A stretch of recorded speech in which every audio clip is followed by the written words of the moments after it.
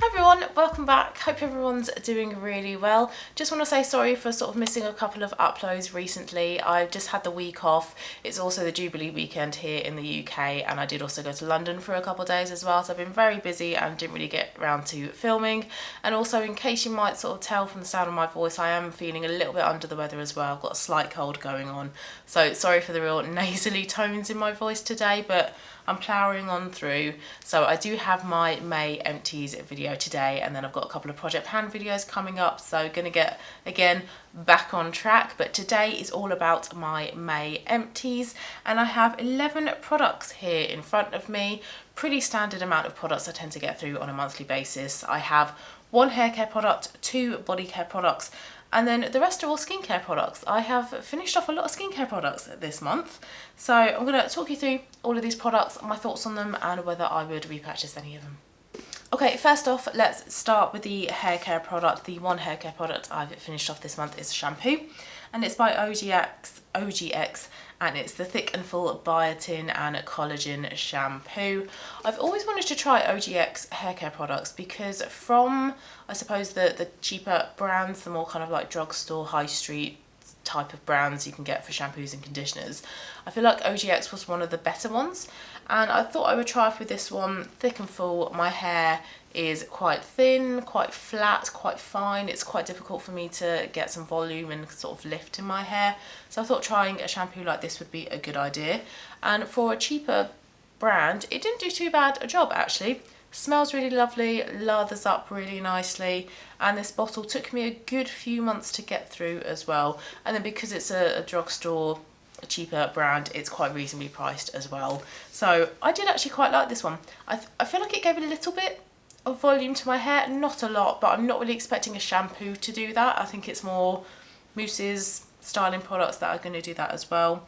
But it's nice enough. And I would repurchase it, but I am trying to try some more higher end brands, some brands that you might have to spend a little bit more money on to get better results. But if you are after a cheaper hair care product that cleans your hair thoroughly, doesn't dry your hair out, feels nice, smells nice, and is cheap, this is a good one to go for. And with OGX, they do lots of different types of shampoos as well for all different types of hair care needs and wants and styles and types, so lots of choices to go through. So maybe if I was to try OGX again, I think I would maybe try a different one as well, see what results I could get from a different type of shampoo. But a nice enough shampoo to use. Like I say, would repurchase again, but I do want to try other brands first. Okay, moving on to the two body care type of products. These are both from my other project pan that I have running. And the first one is a body lotion, and it is my Dove Restoring Care body lotion. And I'm pretty bad at getting through body lotions. I'm not very consistent in applying them. Definitely don't apply them every day.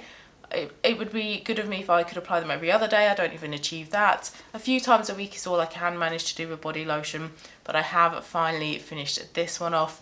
And what I did with this one was I alternated my tanning body moisturizer with a normal body moisturizer, because sometimes I find applying a tanning body moisturizer every day or as my main body lotion gets me kind of too tanned, and then it kind of goes a little bit dodgy in terms of colour.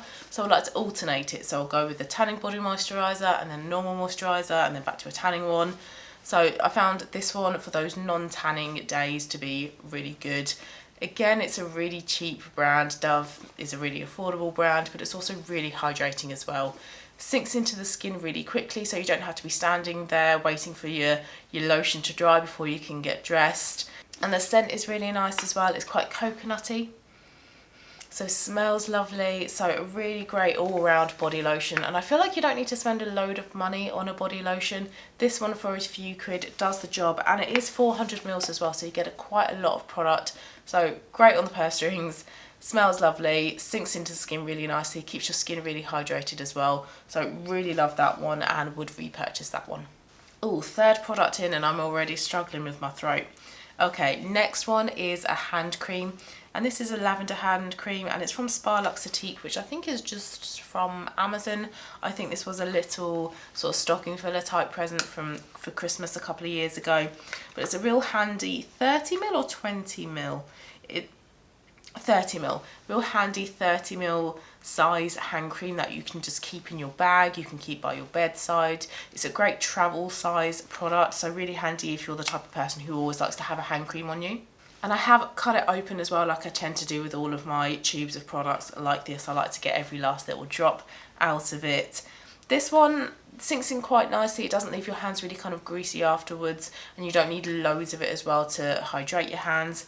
And the smell, lavender, quite a soothing scent as well, but it's nice enough. It did the job. I don't really know the brand though, so I think I would probably stick to a brand like Dove or Nivea, a brand that I kind of know a lot more, and it probably is still in the same sort of ballpark in terms of price as well. Okay, on to skincare then, and I have 8 skincare items. So let's start off with the other Project Pan item, which was my Body Shop Chamomile Gentle Eye Makeup Remover. Now I got this in a Caroline Hirons routine kit. It was a kit that contained basically just your entire routine of skincare products that you need. And I think this is the 2nd or 3rd bottle of this that I have used, and I wouldn't repurchase it. I don't really think it's that great a product. It isn't gentle, like the name suggests. I'm very, very careful with how much I use, but regardless of how careful I am, it still stings my eyes. So as soon as I'm done using this, I have to rush to the sink to wash my face and do the rest of my skincare routine, because it really does just sting my eyes, makes my eyes run. And I don't have hugely sensitive eyes as well, so I hate to think how people with really sensitive eyes handle this product. And it's also not hugely effective at removing your eye makeup as well. When I then go in with like a cleansing oil or a cleansing balm, I still get eye makeup on a cleansing cloth that I use.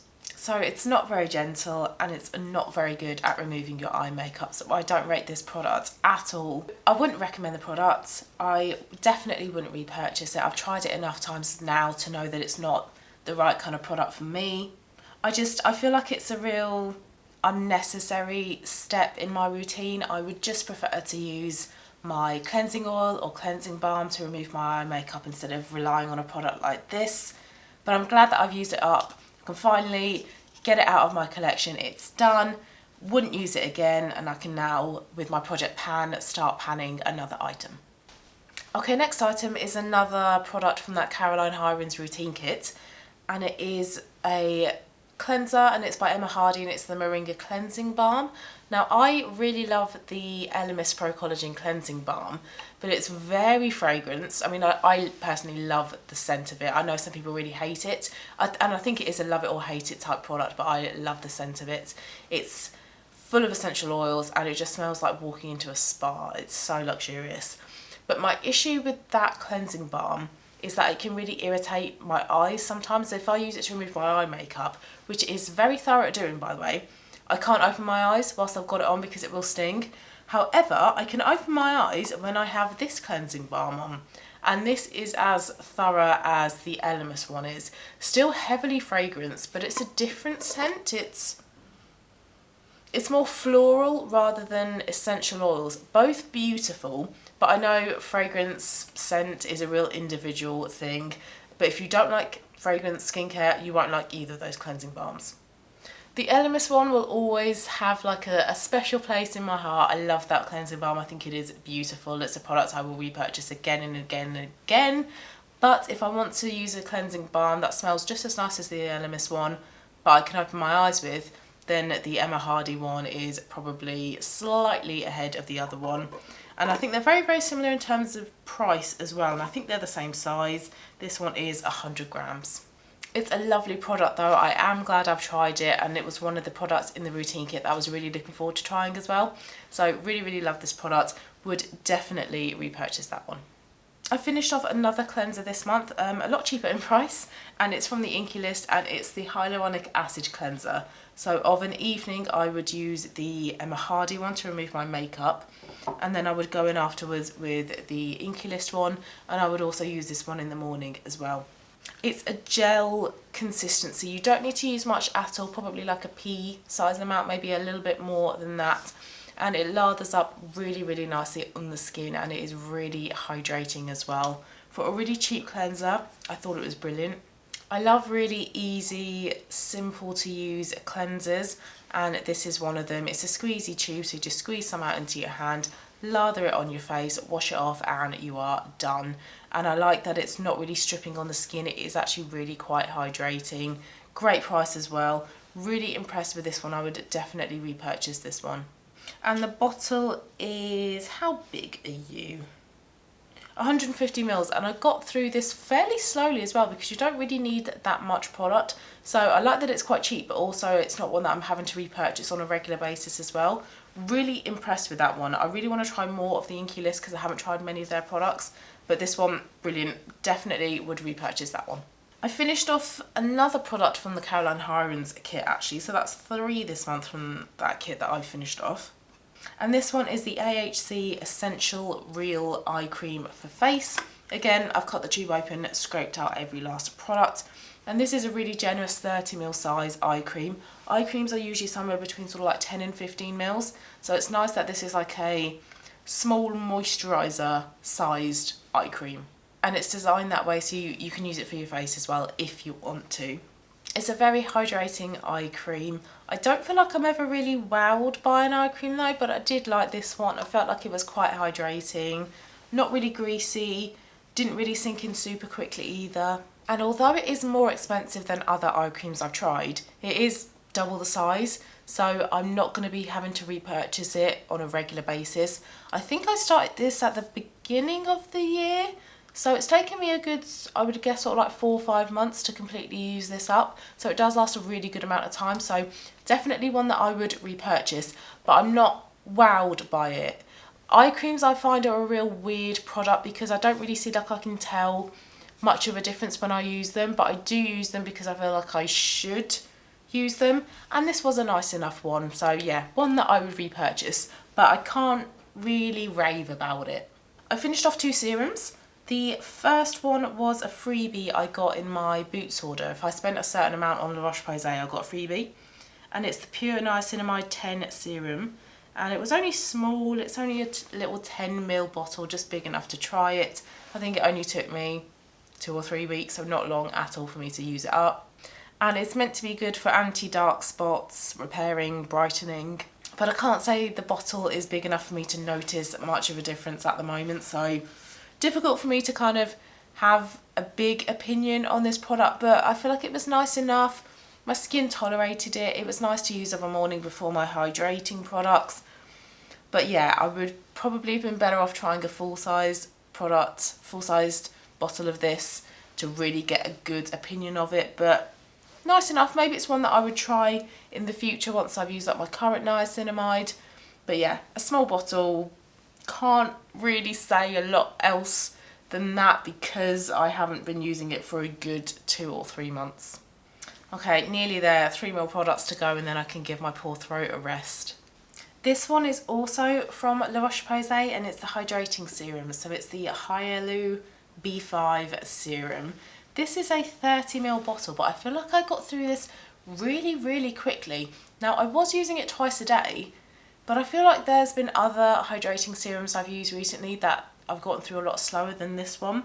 I think this one possibly only took me like a month, maybe 6 weeks tops, and it's quite expensive. So based on that, I think I would only repurchase this if it was on a really good offer, and I think I did actually get it on 20 or 25% off, so a good offer.